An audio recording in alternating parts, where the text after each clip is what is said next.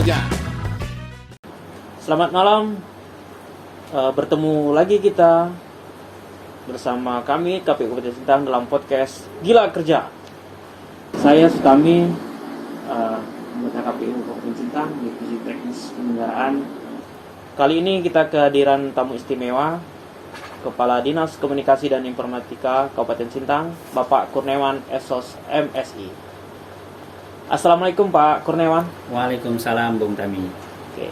Apa kabar Pak? Alhamdulillah sehat. Alhamdulillah sehat Pak. Meskipun hujan-hujan, masih berkenan hadir untuk dalam podcast KPU Kabupaten Sintang, podcast Gila Kerja.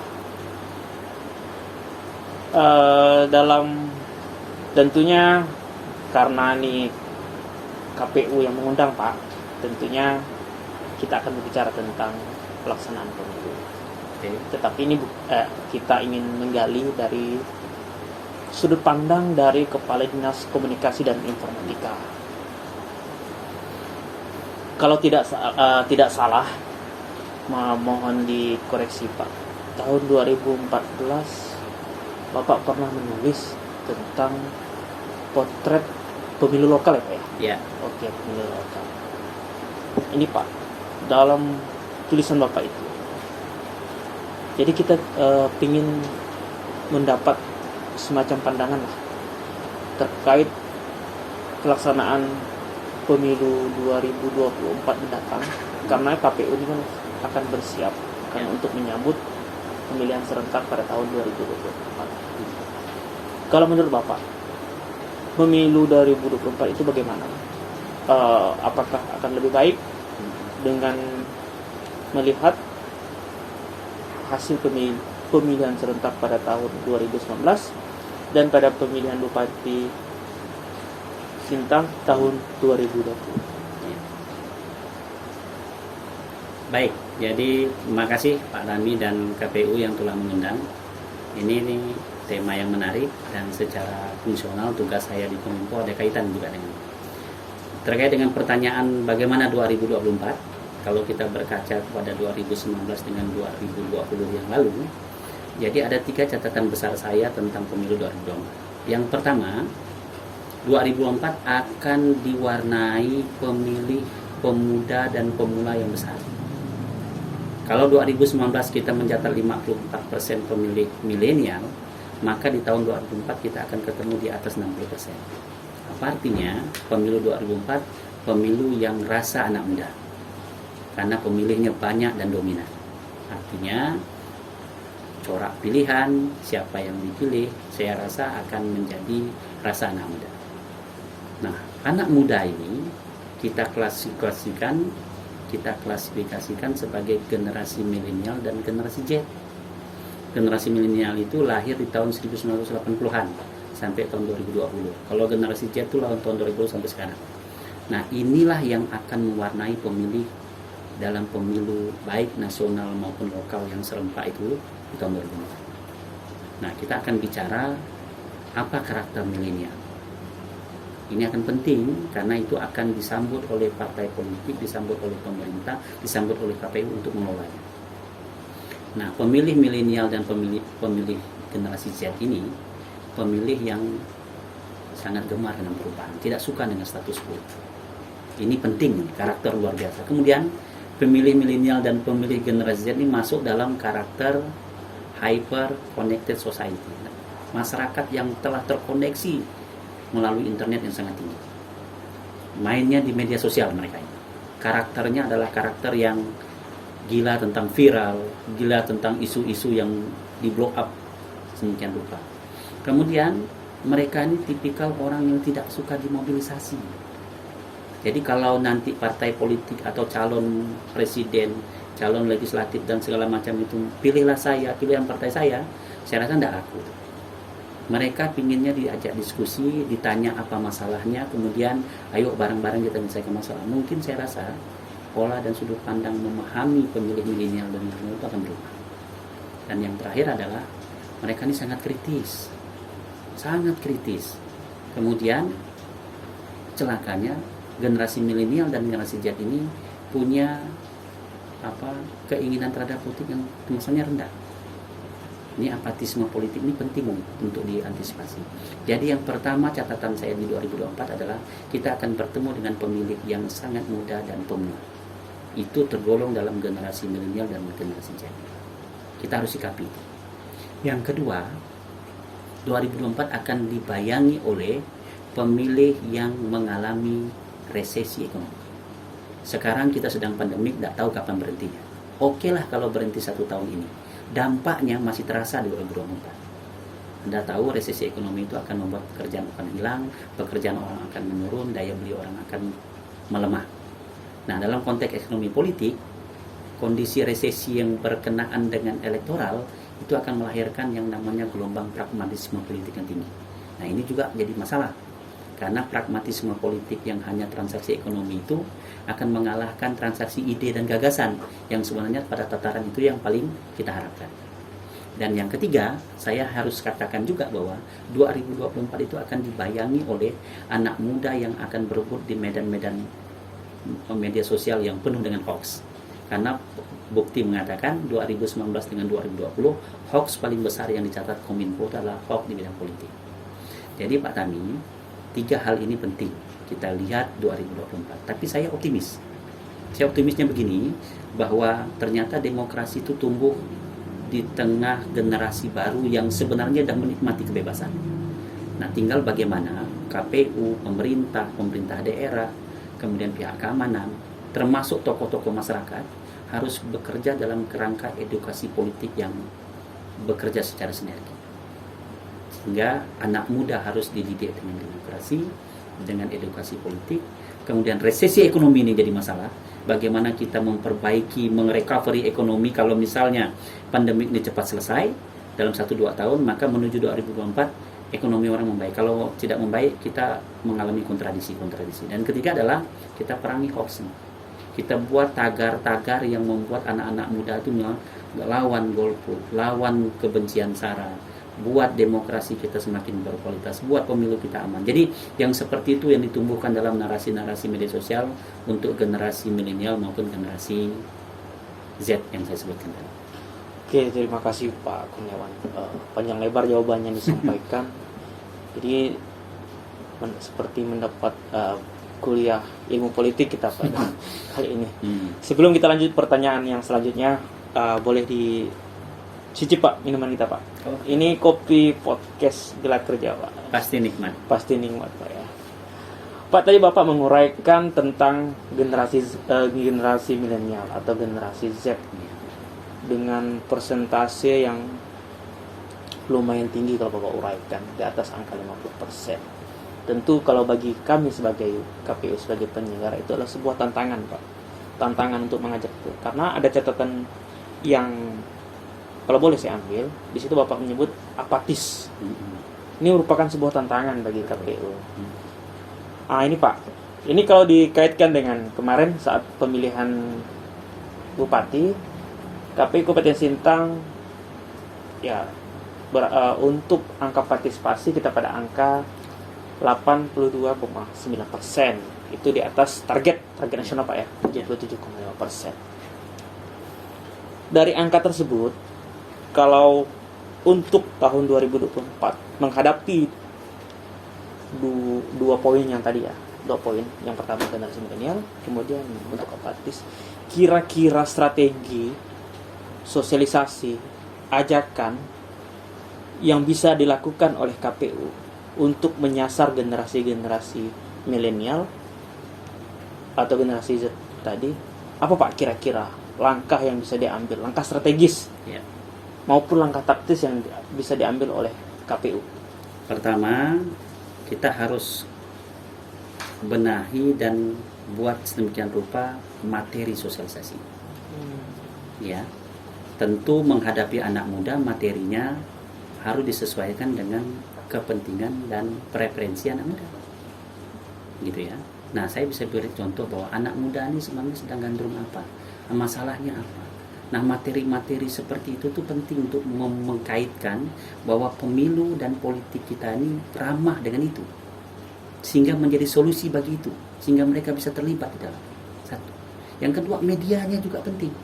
Setelah kita membuat kontennya, kita harus juga memilih media. Perlu diingat, sekarang sudah tercatat 73,7% orang Indonesia ramah dengan internet. Di Sintang berdasarkan survei, di atas 30% orang sudah memakai handphone yang terkoneksi dengan internet. Apa artinya? Media sosial ini menjadi media mainstream ke depan. Bukan lagi media cetak, bukan lagi media-media konvensional. Ini perlu juga dipertimbangkan KPU bahwa memakai media-media sosial dalam melakukan sosialisasi. Yang ketiga, kita perlu tokoh.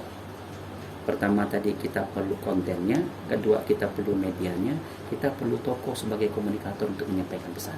Tentu KPU perlu melibatkan tokoh masyarakat, tokoh agama, tokoh publik yang punya akar ke masyarakat, yang kalau dia ngomong komunitasnya bisa diajak. Nah, masalahnya kita akan bertemu dengan karakter generasi milenial dengan generasi Z ini yang memang dia tuh tidak mau terikat dengan ikatan-ikatan konvensional di zaman-zaman saya dulu, ya. Dan mereka tuh punya ikatan-ikatan baru ini. Ya, solidaritas mereka tuh terbentuk dengan isu-isu nasional, dengan solidaritas sebagai apa yang saya sebut tadi sebagai hyper connective society tadi. Nah, jadi saya rasa sosialisasi politik atau pemilu ke depan di 2024 itu harus mempertimbangkan konten-konten yang ramah dengan kepentingan pemuda atau anak muda, memakai media-media yang memang kesehariannya hidupnya anak-anak muda, kemudian melibatkan tokoh-tokoh yang bisa diterima oleh anak muda. Saya rasa 82% itu kalau dibuka lagi Pak Tami, ada yang 95, ada yang 76. Kecamatan tuh ada yang 76 saja Pak Tami. Ada juga yang 95%. Kecamatan Sintang yang sudah dianggap kota saja 82% gitu ya. Jadi kita harus lihat 82% itu tuh rata-rata. Rata-rata ya. Nah, dari 14 kecamatan itu ada yang 70-an juga. Nah, artinya apa? Ini masih ada ruang-ruang kosong yang perlu kita support gitu ya. Saya pikir sinergi lah kata kuncinya. Melihat kontennya seperti apa, medianya tepat enggak, kemudian figur-figur yang menjadi penyampai pesan juga menjadi saya rasa itu. Berarti konten, kemudian media dan figur ya. Dari ketiga itu sinergisitas yang dibutuhkan. Tentunya KPU juga mengharapkan sinergi dari Kominfo. Betul. Untuk bagaimana pelaksanaan sosialisasi. Begini lagi Pak, kita sudah berbicara tentang generasi milenial. Kemudian kita berbicara tentang bagaimana untuk mensasar sosialisasi. Kemudian juga kita bicara tentang internet, tentang bagaimana generasi muda dengan internet. Juga membahas tentang keterkaitan internet dengan pemilu. Nah, begini Pak. Tahun 2020 saat pemilihan serentak, KPU melakukan sebuah terobosan, dan ini baru pertama kali menjadi sejarah, penggunaan Srekap, sistem rekapitulasi elektronik, di mana dari TPS petugas melakukan foto, kemudian hasilnya bisa langsung dilihat ketika masuk di server. Meskipun untuk hasil kita tetap menggunakan pleno berjenjang sampai penetapan pleno di tingkat kabupaten. Tetapi ada persoalan nih Pak, khususnya terkait dengan akses internet. Khusus untuk data, mungkin Bapak punya data untuk di Kabupaten Sintang, berapa data yang terakses internet dengan yang tidak. Kemudian apa kira-kira Pak solusi yang bisa dilakukan dalam mengantisipasi terkait dengan masalah jaringan akses internet. Sementara Srekap ini juga kita perlukan karena ketepatan ini kan juga karena ini merupakan upaya dari KPU sebagai bentuk transparansi, bagaimana untuk memudahkan semuanya hasil penghitungan bisa diketahui dengan cepat oleh publik. Ya Pak. Baik, jadi betul akses internet ini menjadi persoalan termasuk di Kabupaten Sintang.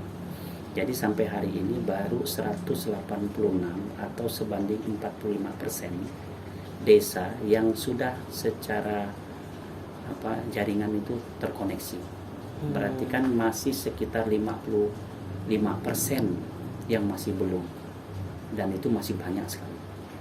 Nah, kalau kita bicara pengalaman tahun 2020 sangat faktual bahwa kemajuan teknologi melalui internet dan kemajuan teknologi berbasis gadget itu membantu betul.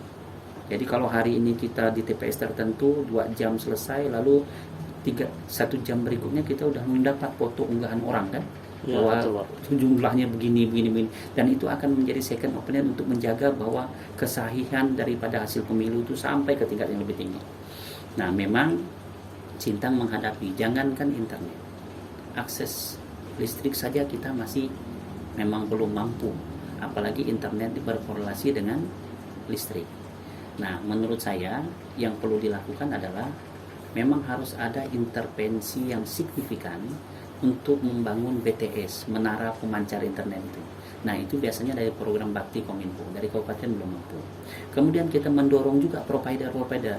Nah, di Indonesia, di Sintang sekarang provider kita tuh 129 menaranya itu. Tersebar di seluruh Kabupaten Sintang. Pemainnya tuh ada 6. Ada Mitratel, ada Portolindo, ada XL dan segala macam lah. Nah, 128. Tapi dia kan kawan-kawan di provider swasta ini kan logikanya bisnis. Dia mau menambah jaringan, menambah yang namanya pemancar tuh tergantung hitungan bisnisnya. Nah, untuk menutupi itu memang BTS. Ya, kalau bahasa sederhananya tuh menara pemancarnya itulah. Nah, itu disediakan oleh pemerintah. Ini kita baru 44 sekarang.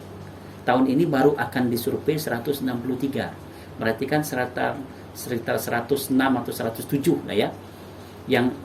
Yang baru 200-an lebih. Masih ada 100 lebih, 190-an yang masih kurang. Nah, 2024 kalau pingin kita membuat elektoral ini menjadi berkualitas, dia harus disandingkan dengan kekuatan yang disebut dengan e-government tadi, yang berbasis pada elektronik. Elektoral berbasis elektronik. Semakin besar intervensi kita di situ, maka kita sedang mempersiapkan sistem pemilu yang kredibel, sistem pemilu yang efektif, sistem pemilu yang bisa menjaga suara masyarakat atau suara rakyat menjadi kedaulatan yang membuat legitimasi orang yang terpilih itu menjadi kuat. Ini tantangan dan saya perlu dukungan. Dan menurut saya bahwa kita harus benar-benar mengangkat bahwa akses internet ini signifikan. Nah, memang itu tidak mudah Pak Dani, biayanya besar. Jadi biaya di telekomunikasi, infrastruktur telekomunikasi ini padat modal. Tidak semua, malah intervensinya dari pusat makanya. Nah, kita memang kebetulan sudah punya ya. Kalau cetak birunya itu adalah Palaparing itu. Hanya memang itu lama ya, sampai 2024 itu Sintang saya tidak tahu apa masuk dalam itu. Nah, karena ini penting menurut saya, berbasis elektoral, berbasis elektronik tadi itu menjadi kata kunci lah. Menjadi kata kunci membuat pemilu kita, baik pemilu nasional maupun pemilu lokal yang bisa terjaga kan pengawasannya oleh masyarakat sehingga kualitasnya itu bisa saya rasa gitu. Oke, terima kasih Pak.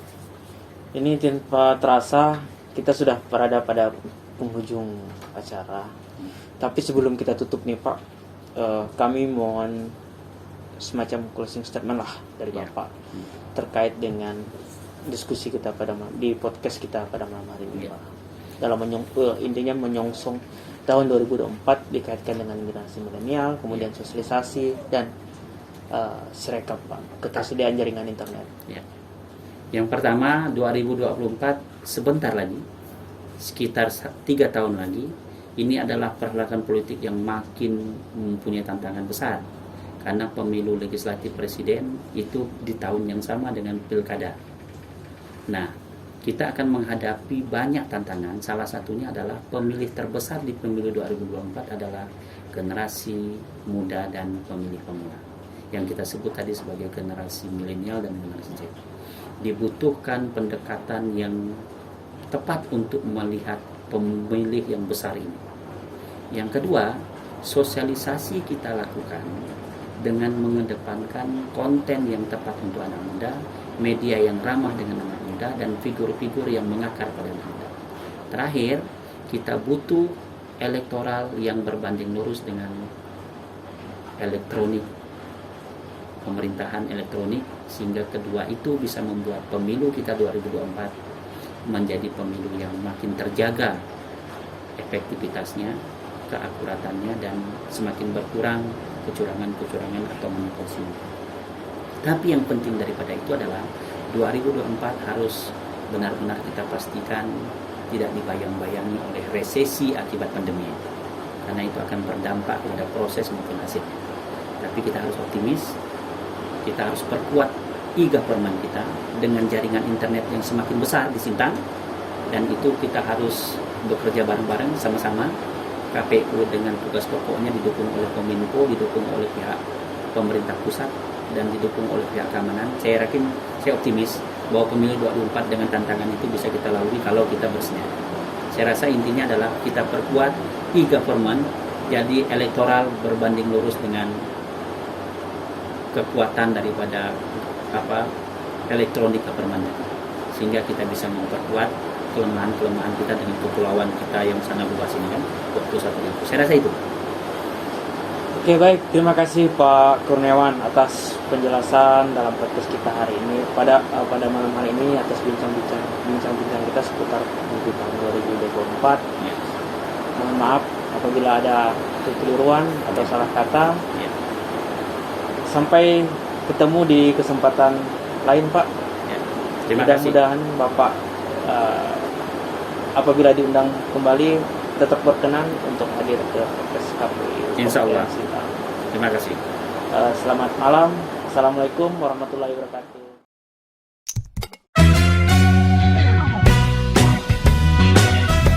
Gila kerja.